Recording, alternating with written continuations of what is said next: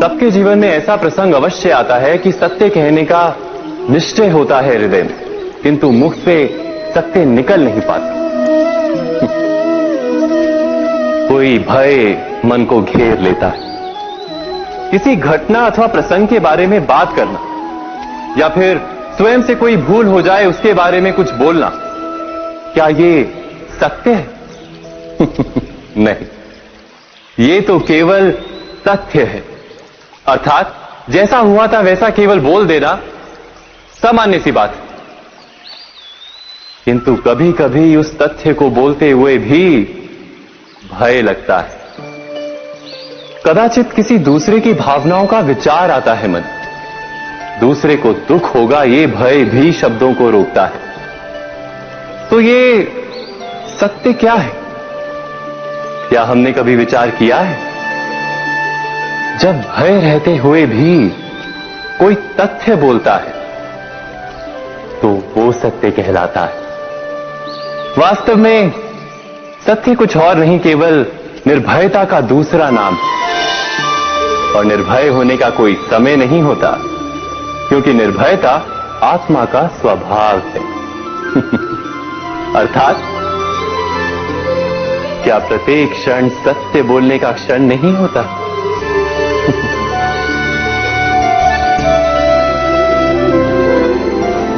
स्वयं विचार कीजिए। पिता सदा ही अपने संतान के सुख की कामना करते, उनके भविष्य की चिंता करते रहते।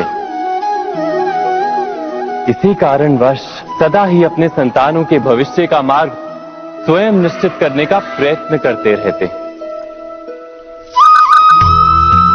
जिस मार्ग पर पिता स्वयं चला है, जिस मार्ग के कंकर पत्थर को स्वयं देखा है, मार्ग की छाया, मार्ग की धूप को स्वयं जाना है, उसी मार्ग पर उसका पुत्र भी चले, यही इच्छा रहती है हर पिता की। निसंदेह उत्तम भावना है ये।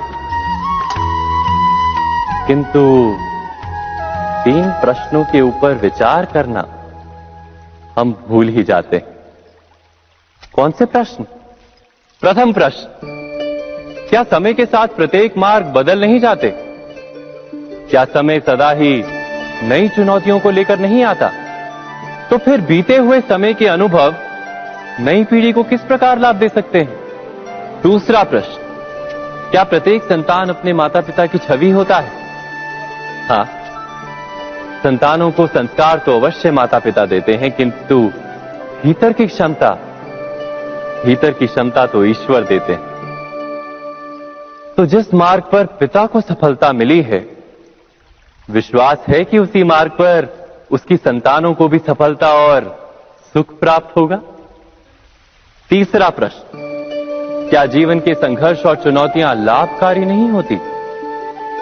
क्या प्रत्येक नया प्रश्न एक नए उत्तर का द्वार नहीं खोलता? तो फिर संतानों को नए नए प्रश्नों, संघर्षों और चुनौतियों से दूर रखना, ये उनके लिए लाभ करना कहलाएगा या हानि पहुंचाना? अर्थात जिस प्रकार संतान के भविष्य का निर्माण करने के बदले उसके चरित्र का निर्माण करना श्रेष्ठ है, वैसे संतानों के जीवन का मार्ग निश्चित करने के बदले उन्हें नए संघर्षों के साथ जूझने के लिए मनोबल व ज्ञान देना अधिक लाभदायक नहीं होगा?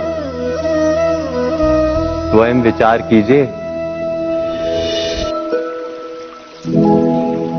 निर्णय के क्षण में हम सदा ही किसी अन्य के सुझाव, सूचना, मंत्रणा या परामर्श को आधार बनाते हैं, और हमारे भविष्य का आधार हमारे आज लिए गए निर्णय के ऊपर होता है। तो क्या हमारा भविष्य किसी अन्य के परामर्श, किसी अन्य के सुझाव का फल है? क्या हमारा संपूर्ण जीवन किसी अन्य की बुद्धि का परिणाम? क्या हमने कभी विचार किया है? सबका अनुभव है कि भिन्न भिन्न लोग एक ही स्थिति में भिन्न भिन्न परामर्श देते हैं। मंदिर में खड़ा भक्त कहता है कि दान करना चाहिए, और चोर कहता है यदि अवसर मिले तो इस मूर्ति के श्रृंगार चुरा। धर्म से भरा हृदय धर्ममय सुझाव देता है और अधर्म से भरा हृदय अधर्म का परामर्श देता है। धर्म में सुझाव का स्वीकार ही मनुष्य को सुख की ओर ले जाता है, किंतु ऐसे परामर्श का स्वीकार करना तभी संभव होता है जब हृदय में धर्म हो।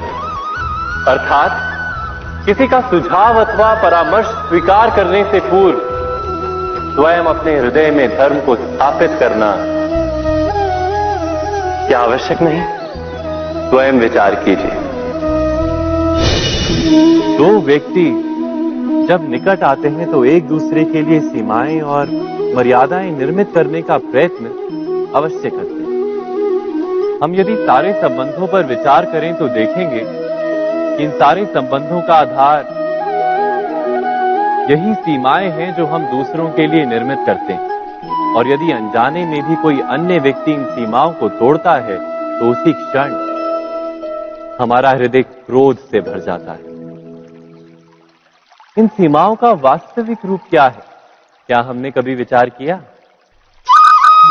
सीमाओं के द्वारा हम दूसरे व्यक्ति को निर्णय करने की अनुमति नहीं देते, अपना निर्णय उस व्यक्ति पर थोपते, अर्थात किसी की स्वतंत्रता का अस्वीकार करते हैं हम।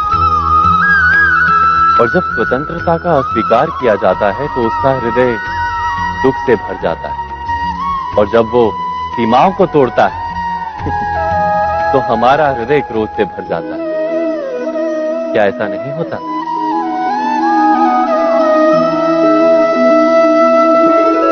पर यदि एक दूसरे की स्वतंत्रता का सम्मान किया जाए तो किसी मर्यादाओं या सीमाओं की आवश्यकता ही नहीं होती। अर्थात जिस प्रकार स्वीकार किसी संबंध का देह है, क्या वैसे ही स्वतंत्रता किसी संबंध की आत्मा नहीं? स्वयं विचार कीजिए।